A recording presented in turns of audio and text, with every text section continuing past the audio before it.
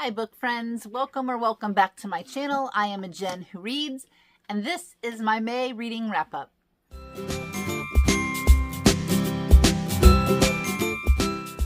May was actually a pretty good month for reading, but part of that is because May was also sort of the month from hell. At the very beginning of the month, I had to have emergency surgery. So while that was pretty crappy, I did have an entire week where I couldn't get out of bed. So I did get a good amount of reading done that week. Also, for some reason, I was just really in the mood all month for audiobooks. So I did listen to quite a few audiobooks as well. Sometimes I will listen to an audiobook and then I need a break before I listen to another one. But in May, I just listened to them back to back to back to back. So that also helped with my book count for this month. Another thing that happened in May that was pretty crappy was my daughter and I went to the Hosier concert in Tampa, Florida, and it was an amazing experience from beginning to end. It was one of the best concerts I've ever been to. But then at the very end of the night, as we were leaving, my daughter got really sick and we ended up having to take an ambulance from the concert to the hospital. She's fine. But while that was a really scary situation, I did have some more downtime because of it. So I did get a little bit of extra reading in because of that as well. So I am going to start with the lowest rated books and make my way up to the highest rated books. I did have a DNF this month. I am making my way through all of Brandon Sanderson's books. There is a booktuber who I am listening to his recommendation on the reading order. And so as I was reading through the books, his next book that he recommended was actually a graphic novel. It was 3 graphic novels, Volume 1, Volume 2, and Volume 3 of White Sands. And I didn't even know that Brandon Sanderson had written any graphic novels. And I don't read a lot of graphic novels, and it's sort of hard for me to keep my interest in graphic novels. But I gave it a try. I pulled it up on my Kindle, and I have to say I really tried. I think I got about 70% through the first volume, and I did not understand what was going on, and so I decided I was going to just not put myself through that kind of torture. I feel like there was such amazing world building. If you know anything about Brandon Sanderson, he does amazing world building, but he does it in like 6, 7, 8, 900 page books. And I felt like this story had the potential for so much world building, but because it was in a graphic novel, so much of it wasn't explained. And I just didn't have the brain power this month to put myself through that. So I did DNF that. I also had 2 unrated books this month because they were both memoirs or nonfiction biography type books. The first one was The Woman in Me by Britney Spears. I really enjoyed this. I've been on the wait list for the audiobook of this since it came out. And I finally was chosen to get this book. I felt like her writing was very genuine in this story. Sometimes when I read people's stories about what happened in certain situations, you have to take it with a grain of salt because there's always more than one side to the story. But I felt like she was being very genuine. There were some times where she could have named names of people who were involved in certain scandals, and she chose not to. She said, I'm not going to reveal this person's name because they're married with children now and it just wouldn't be right. Overall, I did enjoy listening to The Woman in Me. The next one was one that I actually didn't really plan on reading, but again, I had this itch for an audiobook and it was available, so I did pick it up kind of mostly just out of curiosity, and that was Counting the Costs by Jill Duggar. I grew up watching the Duggars, and so I was interested in her point of view. And while it was an interesting read or a listen, it kept my attention. at this point in the game and reading so many things on social media and listening to so many things in the news and wherever you get your information, I felt like there really wasn't anything new in this book that I learned. So I did listen to it, but I wouldn't necessarily recommend it because so much of the stuff that was talked about is old news by now. All right, so what's going on with my hair? I'm also filming in a different spot, and I have a window in front of me, and I'm trying to make it so it doesn't reflect on my glasses, so it's kind of driving me bonkers. I hope it's not driving you bonkers.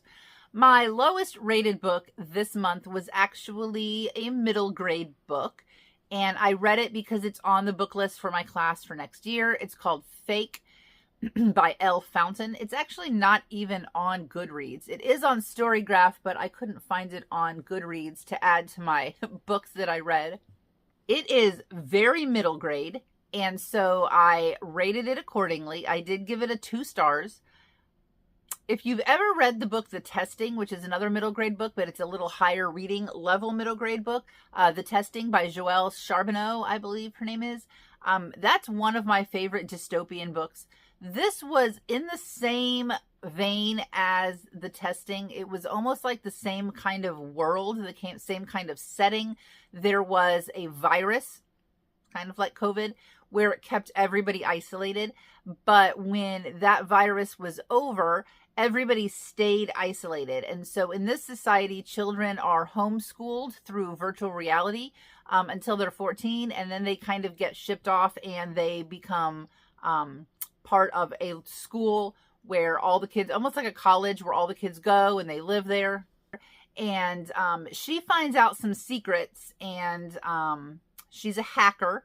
So she kind of gets herself into a little bit of trouble. The thing that I did not like about this book, and the reason that I rated it as low as I did, because I understand that, yes, it's a middle grade book, and I'm not a middle grader, and so the book was not written for me. But there was a secret that she uncovered when she got to the school that her dad was kind of sketchy about when she brought it up to him. So the whole book, I was like, oh, we're going to find out about this secret. The secret's going to be what drives the book.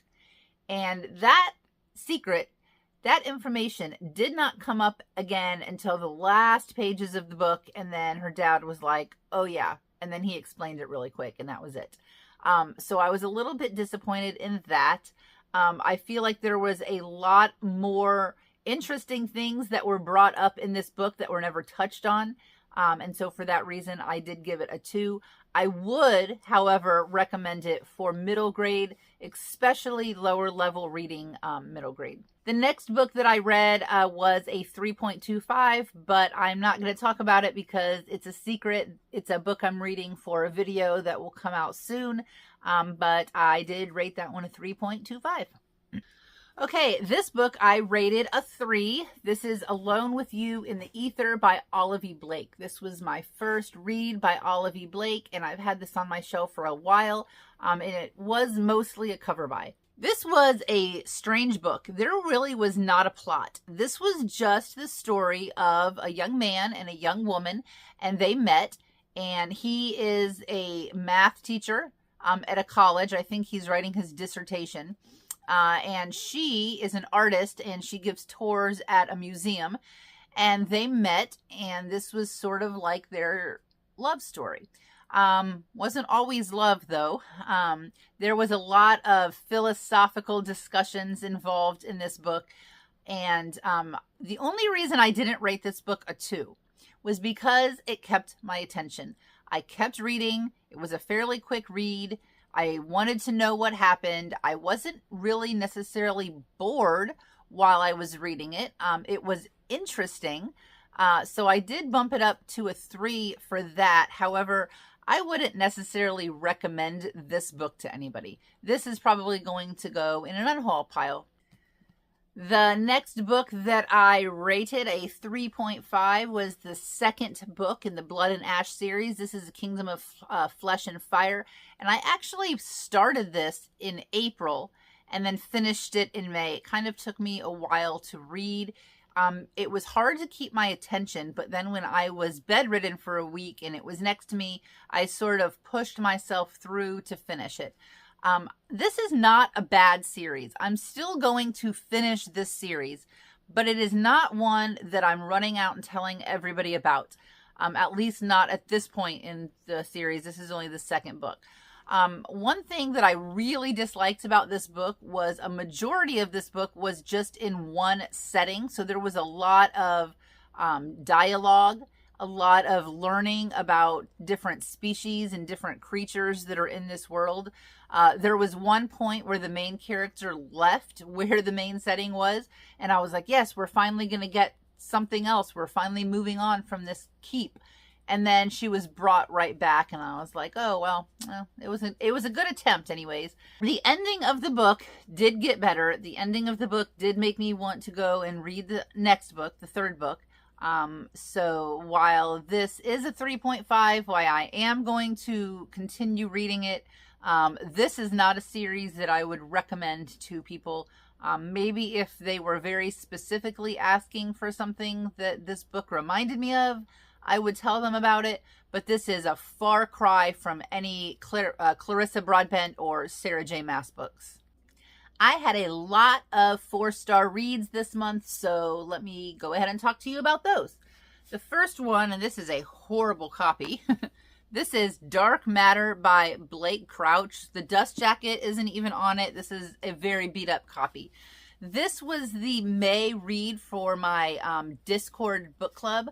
And the reason we chose it was because the Apple TV series came out May 8th. I did watch the first 2 episodes of that series, and they're very, very, very close to this book.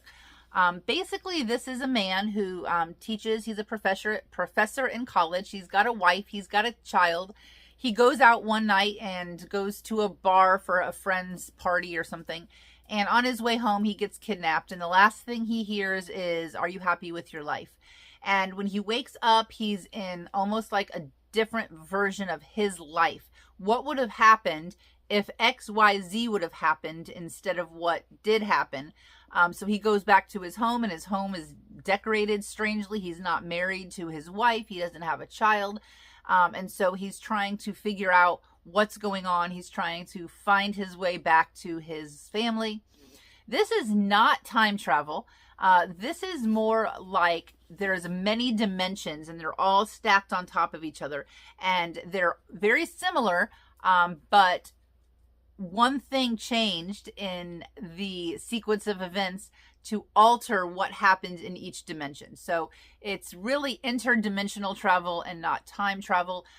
So he does visit many different versions of his world of Chicago, I think it is, as he's trying to make his way back to his family. The reason I did not give this a 5-star was because there was really no big shocking twist or anything. It was just, this is what's happening and this is how it was resolved. It held my attention. It was really great. It was unlike any book I've ever read, and so that is why I gave it a 4 stars. My next 4-star is the third novel in the Shatter Me series, Ignite Me. I have heard that this is the best book, and so far I have to agree. One thing that I loved about this book was this is the first book in the series that was not written as Juliet Farrar's diary. So there's no crossed out words. There's no repetitive prose. This is just straightforward narration, and I appreciated that.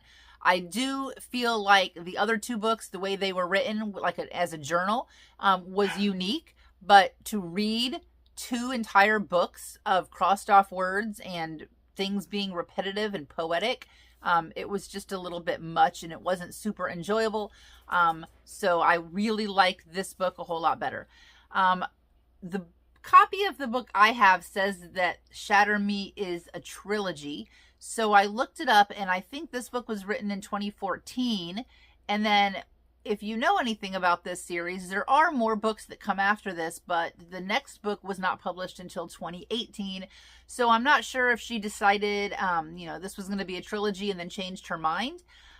Where this one leaves off, I'm sort of happy with where it left off, so I'm not sure at this point if I'm going to continue the series or if I'm going to just stop after this trilogy. So if you've read past Ignite Me, I would love to know your thoughts on whether or not I should just leave it here or if I should continue on to Restore Me.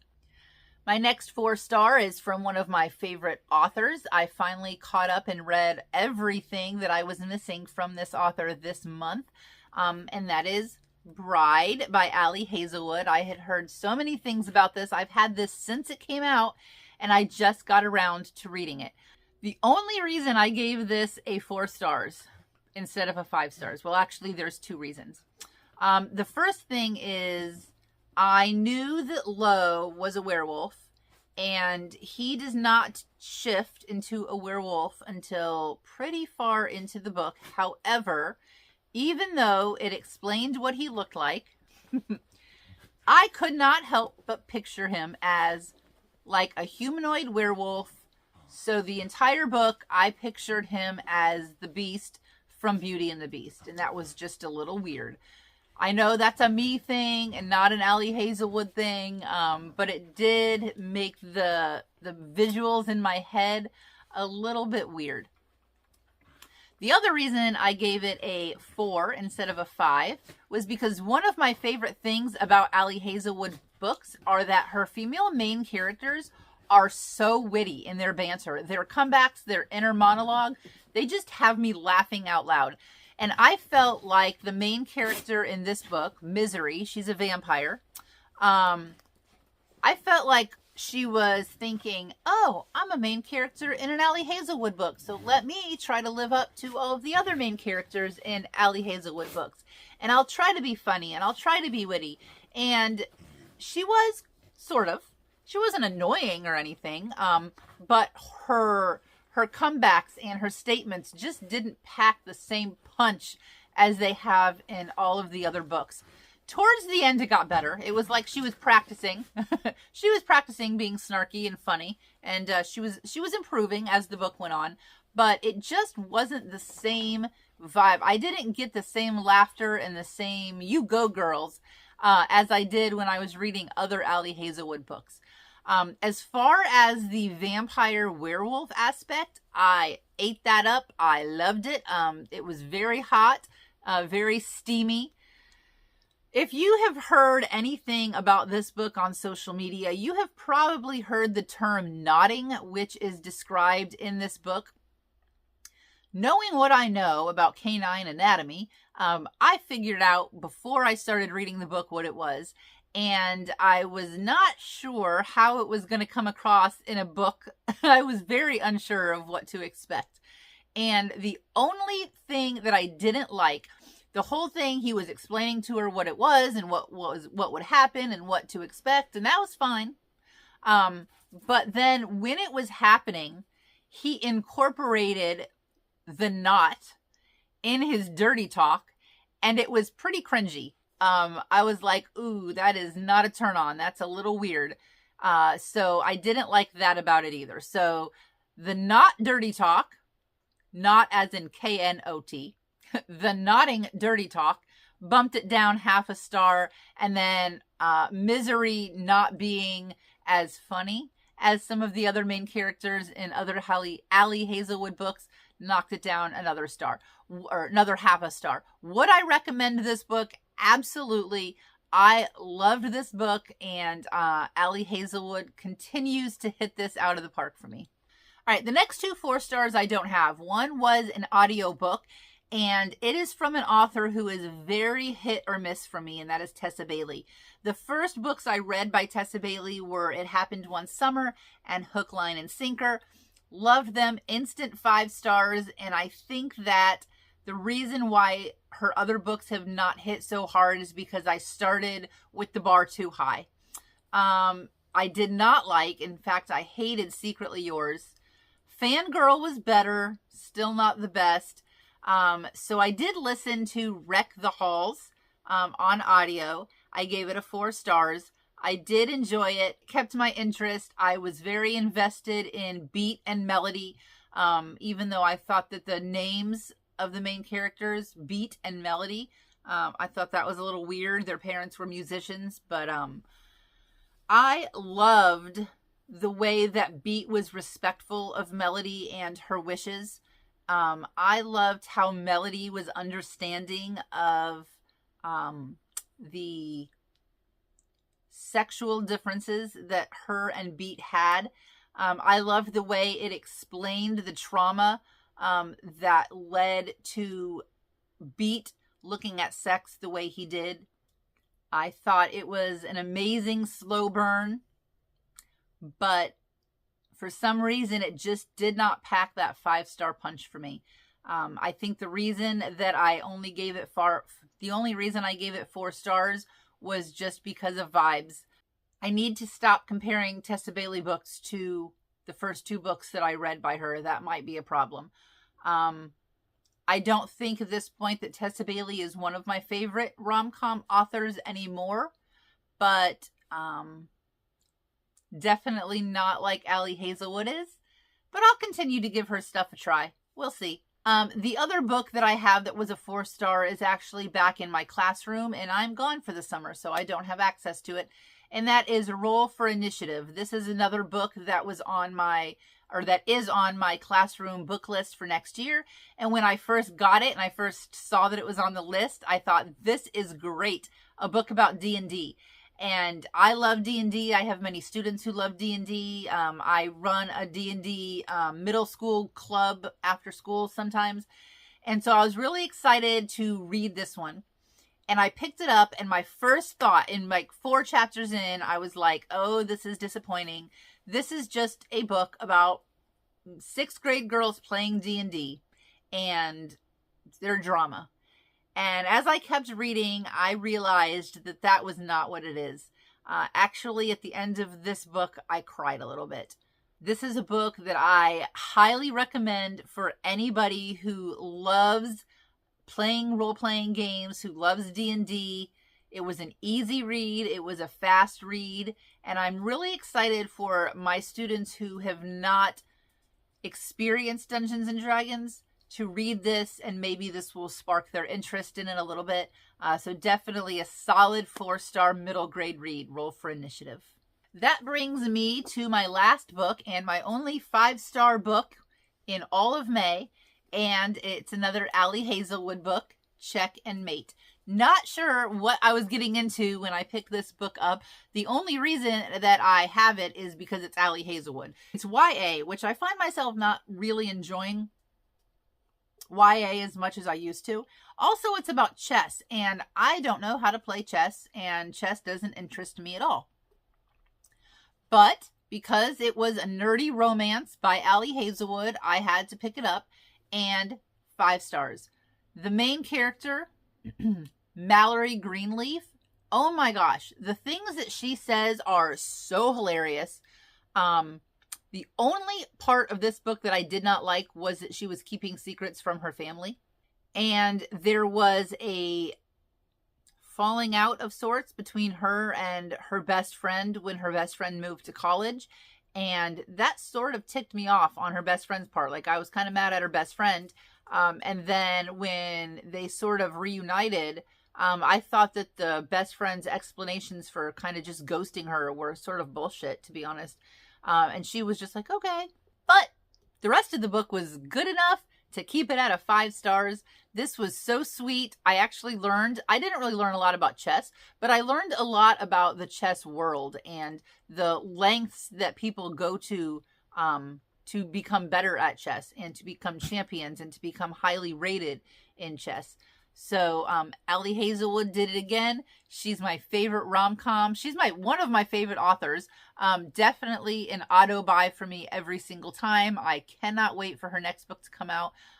It might come out today. I'm not actually sure. I know it comes out sometime in June, and today's June 3rd. So maybe I'll be going to the store to get that today. I'm not sure. Highly recommend Check and Mate. So overall, May was a great reading month. I'm hoping that June is just as good because I am off for summer break. So that remains to be seen. If you made it this far in the video, leave me a leave me a hospital or doctor or sick person emoji, since I had so many experiences with hospitals in the month of May. In fact, it's kind of silly because I'm 43 and I've never ridden in an ambulance, but I rode in an ambulance twice in the month of May, and it's not all it's cracked up to be. I would not recommend it. 10 out of 10 would not recommend. As always, I appreciate all your likes, comments, and subscribes. And until the next time, happy reading.